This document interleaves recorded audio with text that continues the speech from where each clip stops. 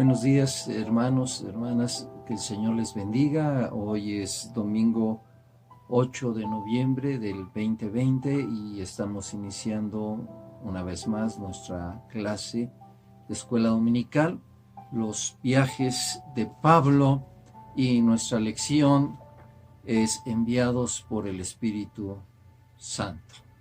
Así es que vamos a ver nuestra verdad central que nos dice: Dios llama y envía por medio de su Espíritu a las personas que Él quiere en el ministerio. Dios llama y envía. Nuestro versículo clave se encuentra ahí en Hechos 13:2. Léanlo conmigo, por favor. Si tienen ahí ya su Biblia, ábranla en Hechos, capítulo 13, versículo 2. Que nos dice lo siguiente: ministrando estos al Señor y ayunando, dijo el Espíritu Santo: apartarme a Bernabé y a Saulo para la obra a que los he llamado. Y hoy vamos a estar hablando ya en este punto que hemos estado iniciando ya desde hace algunos domingos. Nuestro primer punto: nace la iglesia en Antioquía. Y la semana pasada estuvimos hablando acerca de cómo llega la evangelización a Antioquía.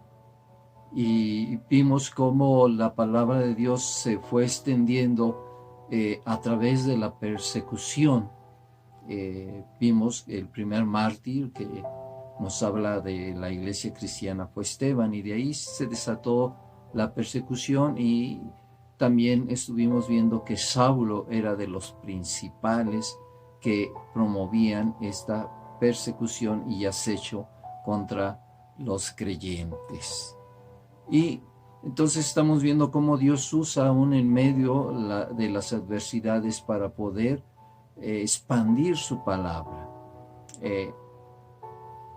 Fue dada esta palabra, la gente creyó, primero llegó a los judíos ahí en Antioquía, y después se predicó también a los griegos. Y esta noticia llegó hasta la iglesia de Jerusalén, y ahí enviaron a Bernabé para que él fuera a ver qué era lo que pasaba. Y vimos cómo Bernabé se sorprendió porque había muchos creyentes y que crecían en gracia y crecían en sabiduría, y él solamente les recomendó que siguieran así. Entonces hoy vamos a ver este punto muy interesante del fortalecimiento de la iglesia de Antioquía. Y vamos a estar abriendo nuestras Biblias para que la tengan ahí, hermanos, en Hechos capítulo 11, y vamos a estar leyendo del versículo 19 y vamos a estar tratando varios puntos. Entonces, por favor, mantengan su Biblia ahí abierta y vamos a ver cómo el Espíritu Santo empezó a obrar en esta iglesia que ya dijimos anteriormente que fue un punto estratégico para que la iglesia se expandiese a todas las naciones. Y hay una cosa muy interesante, porque nosotros somos llamados a un ministerio y somos llamados a predicar el evangelio, a cumplir la gran comisión. Y vamos a estar leyendo cómo la iglesia en Antioquía fue una iglesia que pudo expandir el evangelio, ¿verdad? Y tenía esa bendición de ser una iglesia que se fortalecía cada día a través del Espíritu Santo, a través de la comunión, a través de la enseñanza, a través del discipulado. Abran sus Biblias, por favor, ahí en Hechos, capítulo 11, y vamos a leer el versículo 19 y 20, y vamos a ver algunas características que tuvo la iglesia en Antioquía y que creo que también nosotros como Iglesia de Dios tenemos que promoverlas, tenemos que procurarlas y tenemos también que actuarlas. Lo tienen ahí, Hechos capítulo 11, versículo 19 y 20. Vamos a leerlo, por favor. Dice así: ahora bien, los que habían sido esparcidos a causa de la persecución que hubo con motivo de Esteban, pasaron hasta Fenicia, Chipre y Antioquía, no hablando a nadie la palabra sino solo a los judíos. Pero había entre ellos unos varones de Chipre y de Cirene, los cuales cuando entraron en Antioquía hablaron también a los griegos anunciando el evangelio del Señor. Y aquí vemos una de las principales características que tuvo la iglesia en Antioquía, es que traspasaron las barreras sociales. Y nosotros sabemos que cuando Cristo viene a nuestra vida, hermanos, traspasa las barreras sociales. No hay diferencia, dice Pablo en una de sus cartas, entre el judío, el griego o cualquier otra persona. Y esto es lo que hace la iglesia en Antioquía, que primeramente estaban hablando a los judíos, pero después hablan a los griegos. Y ahí empieza a extenderse la palabra de Dios a los gentiles. Los gentiles también reciben esa bendición como nosotros la hemos alcanzado. Entonces, la primera característica que hubo fue que traspasó las barreras sociales. Vamos a ver la segunda y leemos Hechos 11, 21 al 24. Vamos a leerlo, por favor. Dice así: y la mano del Señor estaba con ellos, y gran número creyó y se convirtió al Señor. Llegó la noticia de estas cosas a oídos de la iglesia que estaba en Jerusalén, y enviaron a Bernabé a que fuese hasta Antioquía. Cuando llegó y vio la gracia de Dios, se regocijó y exhortó a todos a que con propósito de corazón permaneciesen fieles al Señor, porque era varón bueno y lleno del Espíritu Santo y de fe, y una gran multitud fue agregada al Señor. Entonces, en esta segunda característica es que reconstruía vidas rotas. Y es lo que hace la palabra del Señor: transforma, cambia. Y vemos cómo Bernabé estuvo ahí y vio cómo cada día había más almas que se agregaban o que eran salvas por la gracia de Dios. Y vemos cómo la palabra de Dios aquí recalca acerca de Bernabé, que ya lo habíamos visto, pero dice que era un varón bueno y que estaba lleno del Espíritu Santo y también de fe. Y si Dios cambia y transforma vidas, Él restituye al caído y lo levanta. Entonces la iglesia en Antioquía tenía esa característica de reconstruir vidas rotas. Y creo que nosotros como iglesia tenemos que ser ese lugar donde puedan llegar las almas que están heridas para que sean sanadas por el Señor. Y que nosotros podamos abrir las puertas y ofrecerles un compañerismo, un afecto y el amor del Señor. Vamos a ver el siguiente punto. Y en Hechos 11, del 25 al 26, dice de la siguiente manera: después fue Bernabé a Tarso para buscar a Saulo, y hallándole le trajo a Antioquía. y se congregaron ahí todo un año con la iglesia y enseñaron a mucha gente, y a los discípulos se les llamó cristianos por primera vez en Antioquía. Y esta otra característica de la iglesia en Antioquía es que buscó la participación de otros. No es el trabajo de una sola persona el extender el evangelio. Dios usa a mucha gente. Muchos hemos sido llamados a colaborar. Somos un equipo. Más adelante vamos a ver esto, cómo tenemos que trabajar en equipo en la iglesia, en la congregación. Pero aquí vemos cómo Bernabé viaja hasta Tarso y trae a Saulo. Y permanecen en la iglesia por cerca de un año y enseñaron la sana doctrina a mucha gente. Entonces, esta característica es que busca la participación de otros. La iglesia busca la participación de otros. Somos un equipo, somos uno en el Señor. Vamos a ver Hechos 11 del 27 al 30. A ver qué nos dice ahí la palabra del Señor. Y vamos a leerlo. En aquellos días unos profetas descendieron de Jerusalén a Antioquía, y levantándose uno de ellos, llamado Agabo, daba a entender por el Espíritu que vendría una gran hambre en toda la tierra habitada, la cual sucedió en el tiempo de Claudio.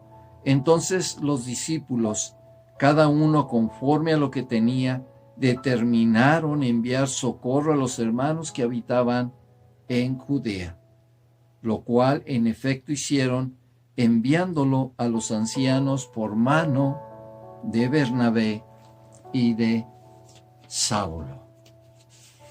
Y esta es otra gran característica que tenía la iglesia de Antioquía, que cubría necesidades espirituales y físicas.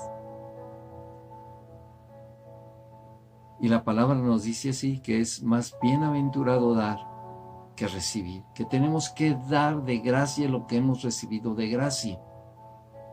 Y Santiago también nos habla en esto, que no solamente vamos a decir que tenemos que orar por un hermano, por X necesidad, sino que también tenemos que actuar. Y aquí vemos cómo hubo una necesidad, porque hubo hambruna, y en Antioquía eran bendecidos y levantaron una ofrenda y la llevaron a la iglesia en Judea.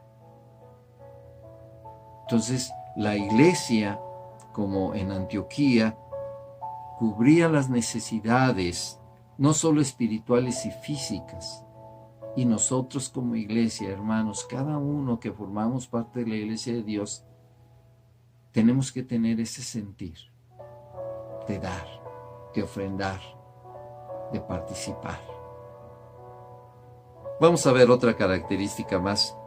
Ahí en Hechos 13:1, vamos al capítulo 13, versículo 1, y léalo por favor conmigo, y dice así: Había entonces en la iglesia que estaba en Antioquía profetas y maestros: Bernabé, Simón el que se llamaba Níger, Lucio de Cirene, Manaén, el que se había criado junto con Herodes el tetrarca, y Saulo.